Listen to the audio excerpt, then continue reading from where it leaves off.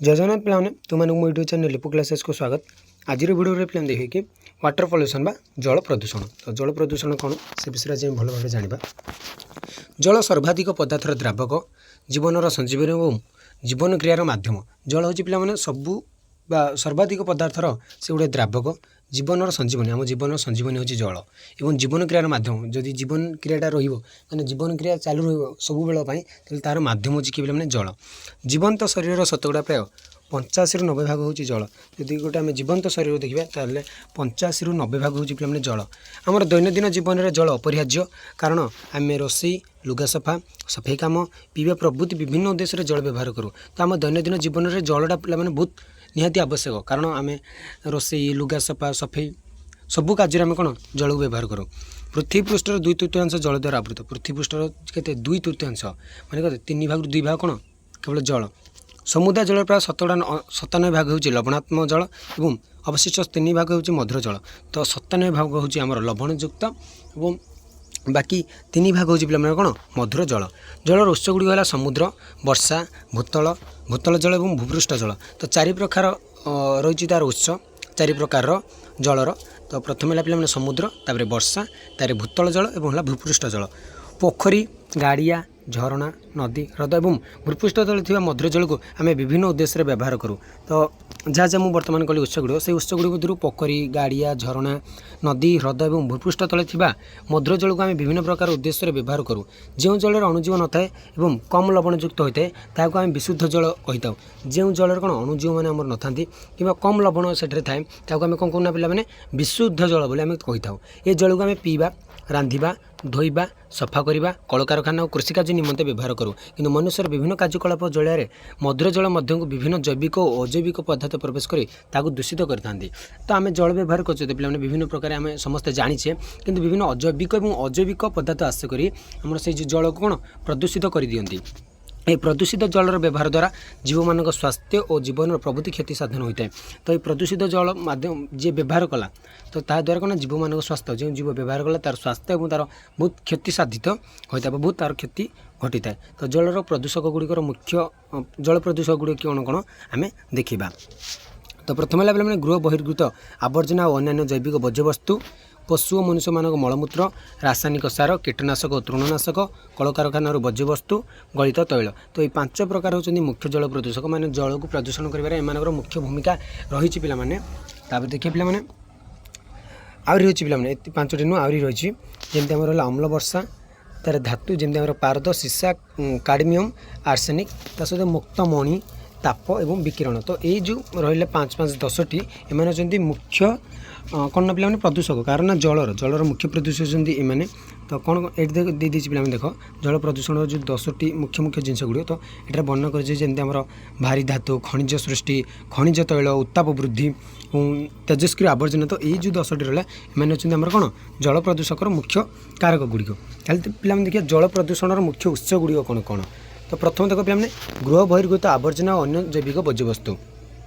बासगृह मानक आवर्जना, कलकारखाना मान निष्कासित वर्ज्यवस्तु, अन्य जैविक आवर्जना और पशु और मनुष्य मानक मलमूत्र इत्यादि मनुष्य बसती निकटस्थ जल उत्स गुड़ मुख्य प्रदूषक। तो मनुष्य मैंने जो बसवास करती से सबुठ मुख्य प्रदूषक होती कौन ना आमर आवर्जना। आवर्जना और जिते सब वर्ज्यवस्तु गुड़ से मुख्य प्रदूषक आम जो कौन मनुष्य बसती स्थापन करती।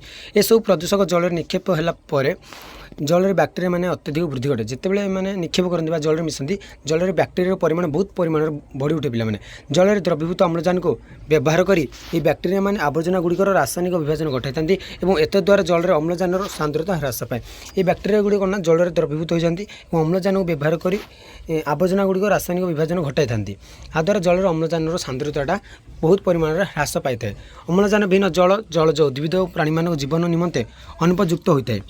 तो अम्लजान विहीन जलटा जलज उद्भिद और प्राणी मान जीवन निमंते से अनुपयुक्त बा उपयुक्त होई न थाए। यही प्रदूषित जल टाइफॉइड, कलेरा, डायरिया, जंडिस और हेपाटाइटिस भली रोगर जीवाणु माने बास करिथांती। माने हेपाटाइटिस, जंडिस, डायरिया ये रोगर जीवाणु माने ये रोगर जे मुख्य बा जहाँद्वारा सृष्टि होता है ये रोगटा से बसवास करिथांती पिलामाने।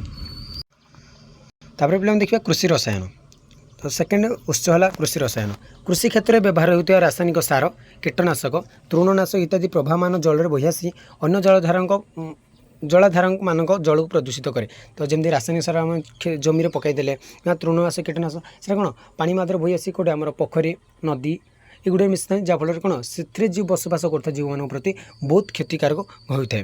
ये कृषि रसायन द्वारा प्रदूषित जल को व्यवहार करने द्वारा गृहपालित पशु, वन्यजंतु, जलचर प्राणी और मनुष्य मान स्वास्थ्यगत समस्या सृष्टि होता है। तो जी ये जल को यूज कला तो से कौन गृहपालित पशु हो पारा कि वन्यजंतु है कि जलचर प्राणी जी कौन से व्यवहार कला से विभिन्न प्रकार स्वास्थ्यगत समस्या से सृष्टि होता है, विभिन्न प्रकार रोग तैयारी होता है।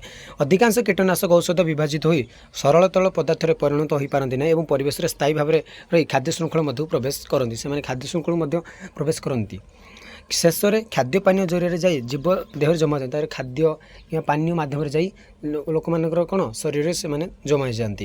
ये कीटनाशक मैंने क्षतिकारक कीटपत मान नष्ट करे सह जिया और माछ भली उपकारी जीव मान नष्ट करती। तो मैंने देख आम जमी पकड़े जमी पका द्वारा सीना कीटनाशक कौन कीट मैंने मृत्युवरण कि पानी मिसा द्वारा माछ विभिन्न प्रकार जिया सेगुड़ी नष्ट हो पड़ती।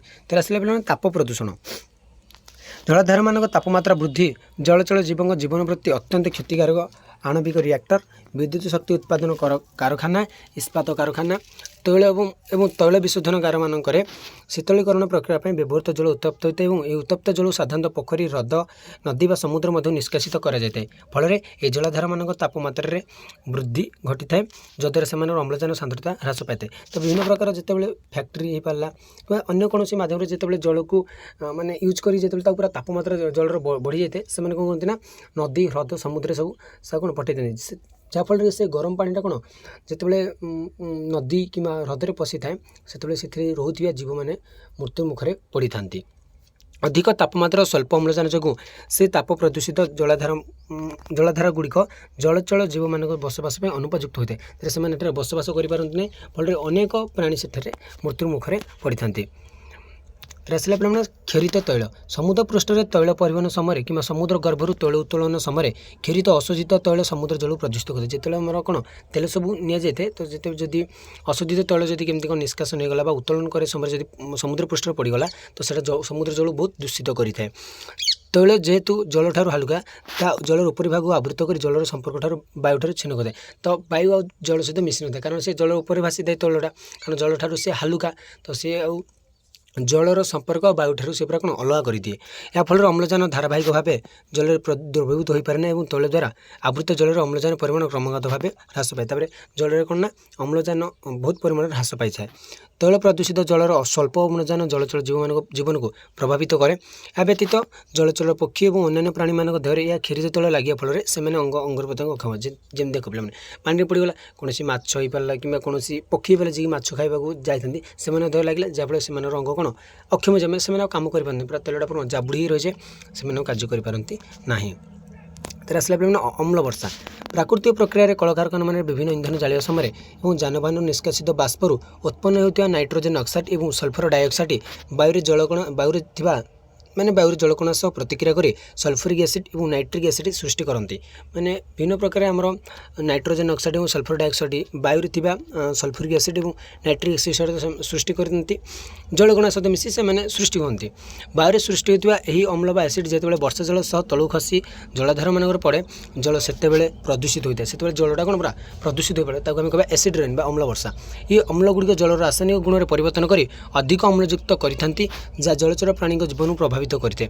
तो एम कहते ना अम्ल गुड़िक जलर रासायनिक गुण में परिवर्तन आनी अधिक अम्लयुक्त करती जहाँफल कि से जलचर प्राणी जीवनटा प्रभावित होता है। तेरे आसले पे धातव प्रदूषक कौन कलकारखानार निष्कासित वर्ज्यवस्तु धूली धूआं जल इत्यादि पारद सीसा काडमियम आर्सेनिक इत्यादि धातु मिश्रित एगुड़िक सब धातु गुड़ मिश्रित होता है। एगुड़िक जितेबाला परिवेश में प्रवेश करे से खाद्य बा जल दे मनुष्य बा अन्य जीव मान देह भीतर को जाई अशेष क्षति साधन करते एम जिते पानी में मिसाई सीसा पारद गोटे केमिकाल जिन जैक आम देह बहुत क्षतिकारक मैंने पानी कि जल विभिन्न प्रक्रिया मिसी थी आम देह को कौन पूरा क्षति साधन करते अन्य जीव केवल मनुष्य नहीं अन्य जीव मान शरीर से बहुत परिमाण क्षति दे था। ये धातुगुड़ जीव शरीर भीतर प्रवेश कर क्रमवर्धिष्णु परिमाण जमा होता एवं ये प्रक्रिया को जैव विवर्धन बा बायोमैग्निफिकेशन कहुए जैव विवर्धन बा बायोमैग्निफिकेशन कहुए।